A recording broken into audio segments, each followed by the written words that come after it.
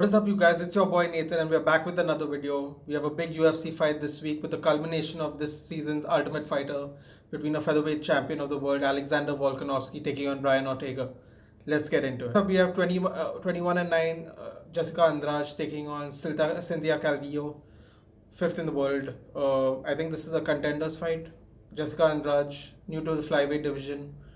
1-1 in flyweights, 1-3 in the last four. Two of those fights were a title fight, and two of them were contender fights. She's fought the best of the best in the last two divisions in the last five fights. Her only win is against Caitlin Chukagian, who, funny enough, has beaten her current opponent Cynthia Calvillo in a fight. She has the advantage, she has the experience, she has the power. She likes to trudge forward, she likes to make it a war. She's taking on Cynthia Calvillo, who's a fantastic grappler, very gritty fighter, but she has fallen short to Caitlin Chukagian. And if you like to do MMA math, it favors Jessica Andrade on many levels. And I think Jessica Andrade will win by decision. We have Curtis Blaydes, 14-3, taking on Jairzinho Rozenstruik, 16-4. Battle of top contender heavyweights. They both have losses to the top dogs in the division. Jairzinho Rozenstruik is coming off a loss to interim champion Cyril Gane.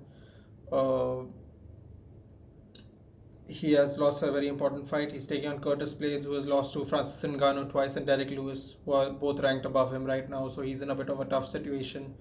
All his three losses are also by KO. So he has a tendency to get knocked out against a big heavy hitter, and he is facing that in Jairzinho Rozenstruik.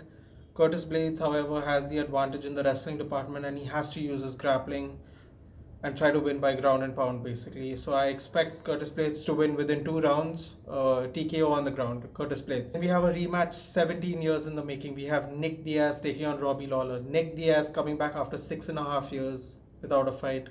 Robbie Lawler coming back after 13 months without a fight. Robbie Lawler's on a 4-fight losing streak. Nick Diaz is winless in his last three, 2 losses and a no contest. This rematch is 17 years in the making, where Nick Diaz beat Robbie Lawler by KO. They've had different trajectories. Nick Diaz went on to win the Strikeforce Championship at welterweight. Robbie Lawler went on to win the UFC Welterweight Championship. This is a very exciting fight for some people. For me, however, I think a little more realistically, we do not know what Nate Diaz we're going to get. We do know what Robbie Lawler we're going to get. He falls short at the elite level. He's winless in his last 4, but they're all super elite competition. Nick Diaz right now is not that. It depends on Robbie Lawler entirely how this fight's going to go. He is the fresher fighter, the more recent fighter. He's been more recently active, I mean.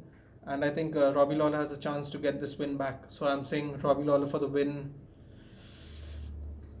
I'm going to say Robbie Lawler is going to knock him out in 3 rounds. We have our co-main event of the evening, women's flyweight champion and the most dominant woman in the flyweight division by far. 21-3, Valentina Shevchenko, looking to defend the title once again against lucky Lauren Murphy. 4-fight win streak, climbed up the rankings, 15-4 right now overall. Lauren Murphy is a very gritty fighter. Anything's possible in the UFC, in MMA. But I think she's never been finished as well in her 4 losses. Tough to finish, tough champion to face. Valentina Shevchenko is probably the most well-rounded fighter there is in the flyweight division. I envisage her to have a technical masterclass. She's going to pick her apart on the feet, take her down, and maybe TKO or TKO into submission. I say 3 rounds, Valentina Shevchenko. We have the main event of the evening, the battle of the tough coaches. Alexander the Great Volkanovski looking to defend his featherweight title once again against Brian T-City Ortega. They both have common opponents. They both have faced Max Holloway. Max Holloway has beaten Brian Ortega. Alexander Volkanovski has defeated Max Holloway twice due to very, very debatable decisions. Could have gone either way, but he has come out on the right side of that. If you do MMA math, you would say Volkanovski is probably going to win this handily, but the evolution of Brian Ortega has happened. He took a break between those after the loss to Max Holloway. He came back, he fought the Korean Zombie. Quite an impressive fight. It was a more evolved stylistic striker, Brian Ortega. He looked different. That being said, Volkanovski's also been making improvements in his own game. He's more well-rounded. Brian Ortega's key to victory is basically to try and take him down and submit him. He's a Henna Gracie black belt who's also his head jiu-jitsu coach at the moment and a lifelong friend.